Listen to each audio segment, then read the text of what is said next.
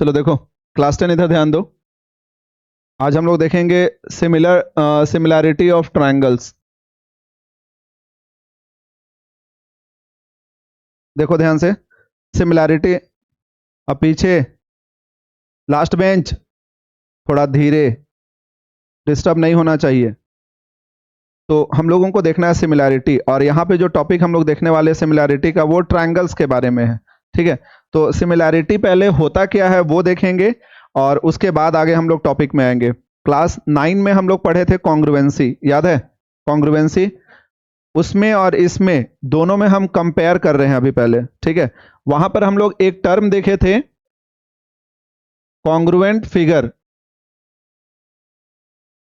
और यहां पर सिमिलैरिटी में ये क्लास 9 में हम लोग ये पढ़े थे, और अभी क्लास 10 में जो पढ़ने वाले हैं वो है similar figure.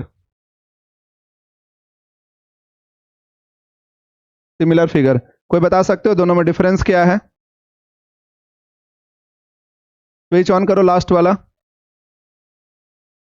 Last switch on कर, सबसे लास्ट। हाँ हाँ बोलो।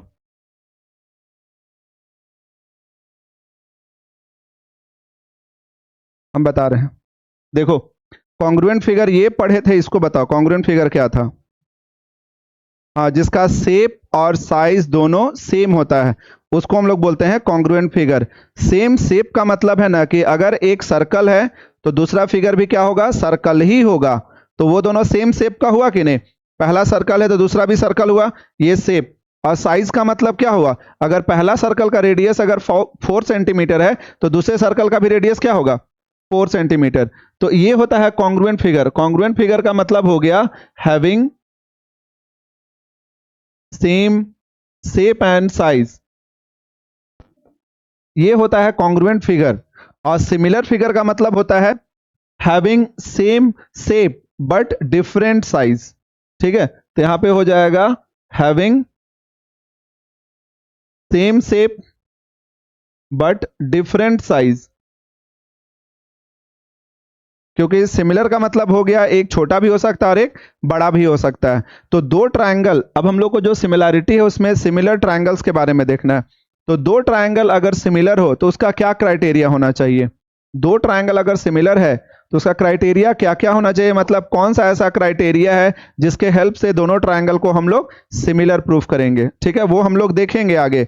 लेकिन अगर पूछा जाता है कि मान लो दो ट्रायंगल सिमिलर है, तो दो ट्रायंगल सिमिलर है तो उस दोनों ट्रायंगल में क्या क्या चीज सेम हो सकता है?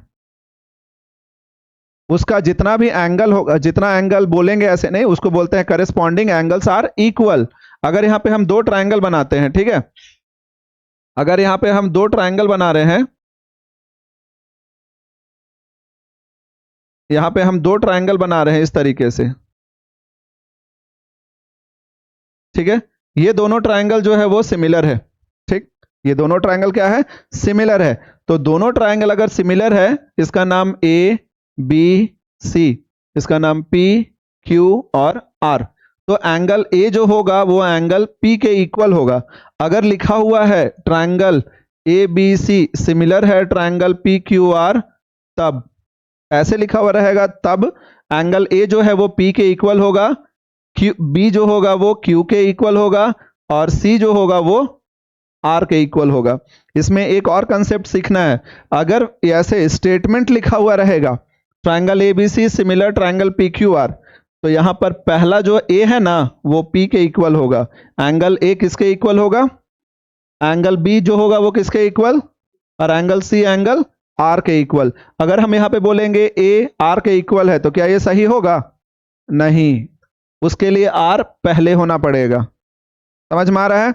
हाँ, तो इस चीज से हम लोगों को समझना है कि अगर दो ट्रायंगल सिमिलर है तो उसका करेस्पॉन्डिंग एंगल्स इक्वल होता है। करेस्पॉन्डिंग एंगल्स का मतलब फर्स्ट, इसका भी first, second second, third third.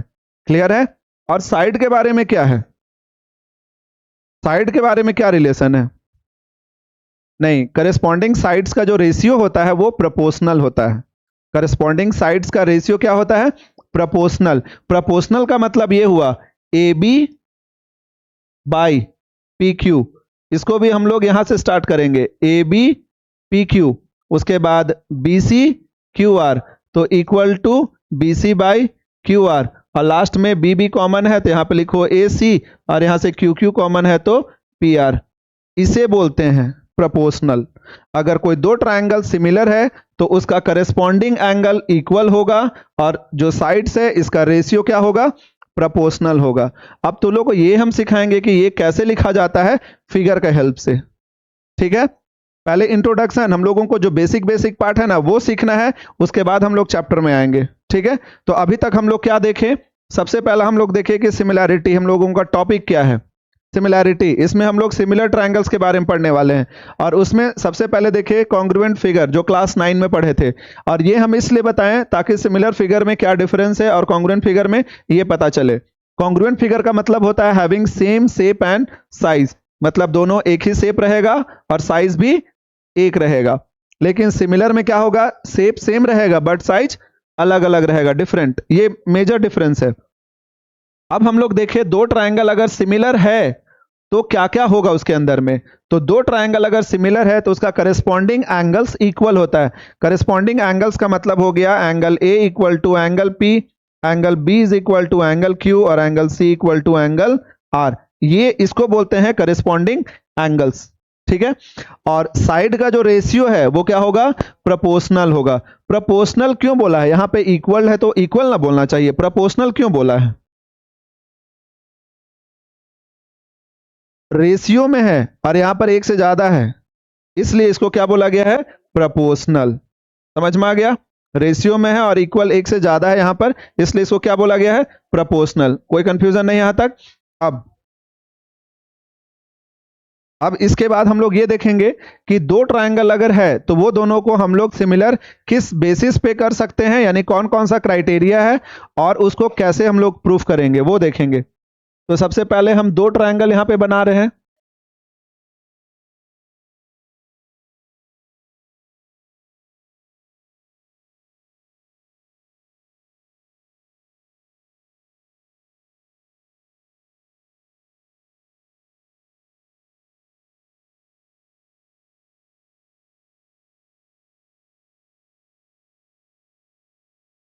देखो यहां पे दो ट्रायंगल है, इसका नाम है A B C, P Q और ये आर। और यहाँ पे दोनों ट्रायंगल को हमको सिमिलर दिखाना है। तो सिमिलर दिखाने के लिए तीन क्राइटेरिया यूज करते हैं। फर्स्ट है एंगल एंगल, या फिर एंगल एंगल एंगल सिमिलैरिटी। उसके बाद सेकेंड में है एस एस एस सिमिलैरिटी, और थर्ड में है एस ए एस सिमिलैरिटी। ये हम लोग तीन क्राइटेरिया पढ़ेंगे। क्लास 9 में हम लोग कॉन्ग्रुएंसी का टोटल 5 क्राइटेरिया पढ़े थे, याद है, लेकिन यहाँ पे 3। लेकिन मैक्सिमम क्वेश्चन जो हम लोग यहाँ बनाने वाले हैं वो एंगल एंगल का यूज करेंगे, सिर्फ एंगल एंगल का। मैक्सिमम क्वेश्चन ये कोशिश करो इसी से बन जाए, ये सबसे आसान होता है दिखाना, इसलिए। ठीक है, हाँ, एंगल एंगल नहीं था। क्लास 10 में सिमिलैरिटी में सबसे मेजर पार्ट इसी का यूज होता है, एंगल एंगल सिमिलैरिटी, हम लोग इसी का यूज करेंगे। ठीक है, और बाकी साइड साइड साइड और साइड एंगल साइड ये बहुत रेयर केस में यूज होने वाला है। ठीक है, कोशिश ये करेंगे कि सिर्फ इसका ही यूज हो ज्यादातर, लेकिन जानेंगे तीनों को। ठीक है, अब आगे देखो। तो पहला वाला जो है वो एंगल एंगल सिमिलर हम लोग कैसे दिखाएंगे। मान लो ये दोनों ट्रायंगल में यहां पर एंगल ए और एंगल पी इक्वल है, एंगल बी और एंगल क्यू इक्वल है। ठीक है, तो इसको लिखेंगे कैसे, दो ट्रायंगल को अगर सिमिलर दिखाना है तो उसका प्रोसेस कैसे होता है या स्टेप्स कैसे हम लोग फॉलो करते हैं। कॉन्ग्रुएंसी, जब दो ट्रायंगल को कॉन्ग्रुएंट दिखाते थे तो क्या प्रोसेस था, सबसे पहले दोनों ट्रायंगल का नाम लिखते थे।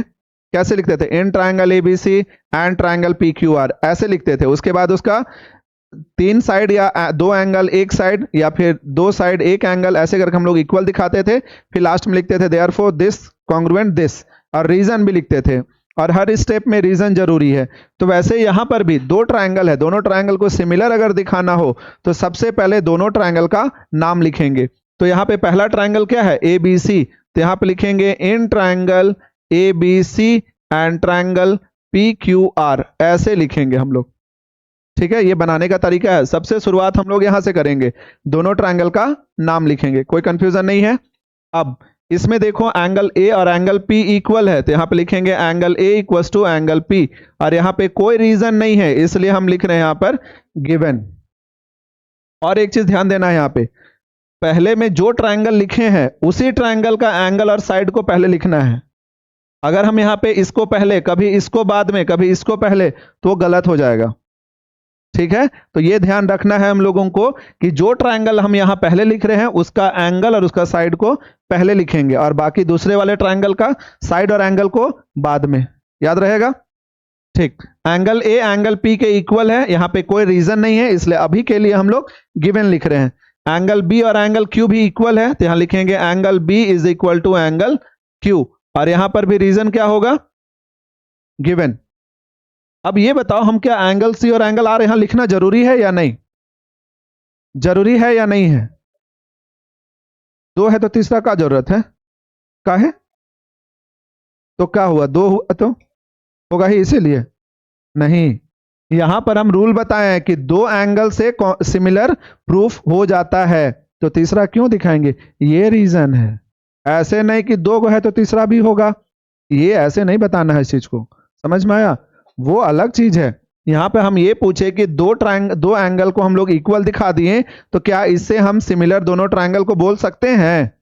यस, तो हम लोग लिखेंगे यहां पर therefore triangle A B C similar है ट्रायंगल पी क्यू आर, ये सिमिलर का सिंबल है, और यहां पे लिखेंगे बाय एंगल एंगल सिमिलैरिटी।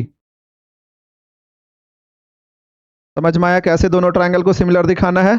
अब जब दो ट्रायंगल अगर सिमिलर है तो इसका साइड का रेशियो कैसे प्रोपोर्शनल होता है उसको सीखना है। ठीक है, आगे लिखेंगे ये इंप्लाई करता है, जो साइड का रेशियो प्रोपोर्शनल कैसे दिखाना है इसको सीखना है। सबसे पहले यहां पे कौन सा एंगल है?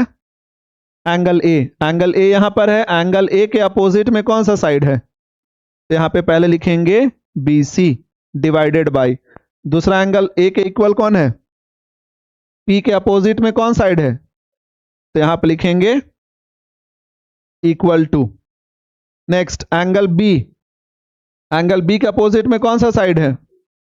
ए सी, तो यहां पे लिखेंगे ए सी डिवाइडेड बाई, यहां पर एंगल क्यू है, क्यू के अपोजिट में कौन सा साइड है? तो यहां पे लिखेंगे पी आर इक्वल टू। अब थर्ड वाला कैसे लिखते हैं वो देखो, वो भी यहां से लिख सकते हैं लेकिन हम यहां से लिखेंगे, यहां से सी सी कॉमन है तो उसको हटा दो, क्या बचा? ए और बी, तो यहां लिख दो ए बी। यहां से आर आर कॉमन है, उसको हटा दो, पी क्यू। समझ में आया कैसे इसको लिखा जाता है? तो ये कंसेप्ट याद रखना कि एंगल के अपोजिट साइड में जो होगा, साइड जस्ट अपोजिट में जो साइड होगा उसका रेशियो को ऐसे दिखाया जाता है। ठीक है, मैक्सिमम कैलकुलेशन में इसका यूज होगा, ध्यान देना। ठीक है, यहां तक तो सिमिलैरिटी समझ में आ गया क्या है? ये इसका इंट्रोडक्शन पार्ट है बस। अब हम लोग सीधे एक्सरसाइज में आते हैं। ठीक है,